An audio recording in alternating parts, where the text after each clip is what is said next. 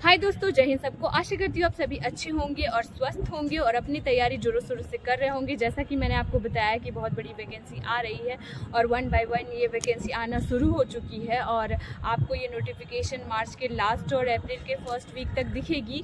और मैं आज ये वीडियो बना रही हूँ आपके बहुत सारे क्वेश्चंस के आंसर देने के लिए। उससे पहले अगर आप मेरे चैनल पर नए हैं तो प्लीज़ सब्सक्राइब माई चैनल। दोस्तों, अक्सर आपके मन में ये रहता है, क्वेश्चन रहता है कि 2-3 मार्क्स से मेरे रिजल्ट नहीं बन पाते हैं, या फिर ऐसा होता है कि 1 मार्क्स या 2 मार्क्स की वजह से हमारा रिजल्ट नहीं बन पाता है, नाम नहीं आता है हमारे फिजिकल एग्ज़ाम के लिए। तो मैं बता दूं दोस्तों, अक्सर अभ्यर्थियों के साथ ये प्रॉब्लम होता है और ये प्रॉब्लम क्यों होता है मैं इसके बारे में भी बात करने वाली। जैसा कि जिन्होंने एग्ज़ाम दिया होगा उन्हें बहुत सारे नॉलेजेस गेन हो जाते हैं, तो मैं बताती हूँ कि अक्सर क्या होता है कि 2-3 मार्क्स से रिजल्ट क्यों छूट जाता है, मैं इसके बारे में डिस्कस करने वाली हूँ।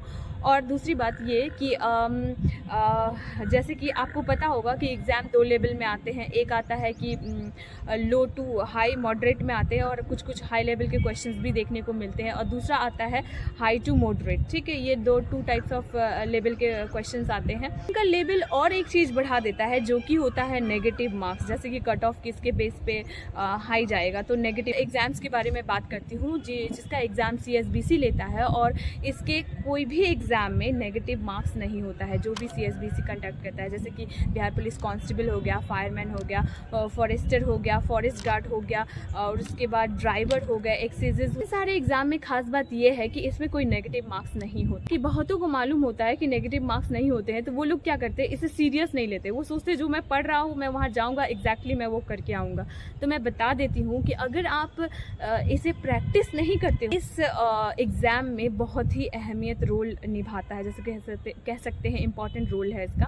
अगर आप प्रैक्टिस नहीं करते हो, 2 घंटे आपको बैठकर डेली एक सेट मारना है, तभी आप इस पर पकड़ बना पाओगे। और एग्ज़ाम हॉल में, जैसा कि जिन्होंने भी एग्ज़ाम दिया होगा उन्हें पता होगा कि एग्ज़ाम हॉल में कितने डिफरेंट टाइप्स ऑफ प्रेशर्स होते हैं, जिसकी वजह से वो 2 घंटे जो हमें टाइम मिलते हैं ना, वो कितनी जल्दी पार हो जाती है हमें पता ही नहीं चलता है। टाइम की वजह से क्या होता है कि क्वेश्चंस छूट जाते हैं। ठीक है, बहुत सारे बच्चे ये भी कहते हैं कि मैं इसलिए छोड़ देता हूँ कि वो क्वेश्चंस टोटली नए दिखते हैं, तो क्यों मुझे जब आता ही नहीं तो मैं क्यों करूँ। नहीं, गलत। आपको नहीं भी आता है ना तो भी आपको उसको रंग के आना है, क्योंकि आपको पता है उसमें नेगेटिव मार्क्स है नहीं, तो फिर आपके मार्क्स कटेंगे नहीं। जो भी आपने राइट किया है वो, और जो आपने तुक्का मार के किया है वो, अगर उसमें से अगर 10 में से आप 2 भी करते हो तो अगर राइट होता है तो आप ये मार्क्स बढ़ते हैं ना। बार बार कह रही हूँ कि जितना हो सके कोई भी प्रिकॉशन उठाइए और डेली 2 घंटे बैठकर एकदम टचवुड उस क्वेश्चन पेपर को सॉल्व कीजिए, और आप देखिए कि आप कितना मार्क्स ला रहे हैं। देखिए, मैं आपको समझाना चाहती हूँ कि एग्ज़ाम हॉल में होता क्या है कि आप क्वेश्चन पेपर देख रहे होते हैं, बहुत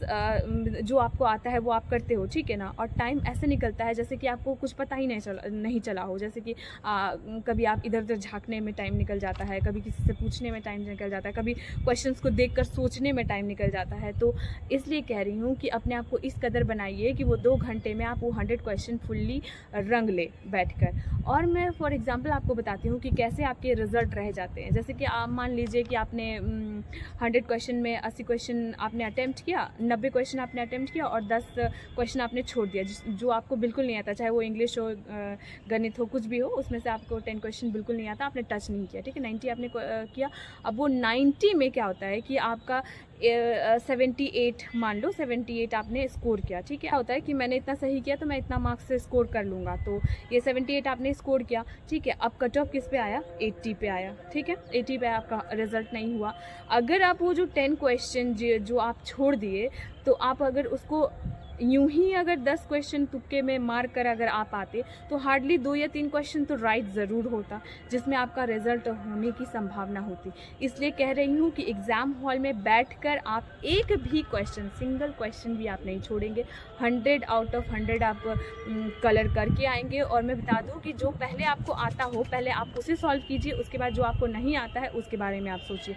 सोचते सोचते उसको रंग भी देना है, छोड़ना नहीं है, ताकि आपके उस 10 में 3 तो एटलीस्ट सही हो जो आपको स्कोर दिला सके, आगे बढ़ा सके। ठीक है, मैं अपने वीडियो को दी एंड करती हूँ। होपफुली मैं यही समझूंगी कि आपको मेरी बात समझ में आ रही हो और आप अपनी तैयारी जोरों शोरों से करेंगे 2 घंटे डेली एक प्रैक्टिस सेट पर। Thank you.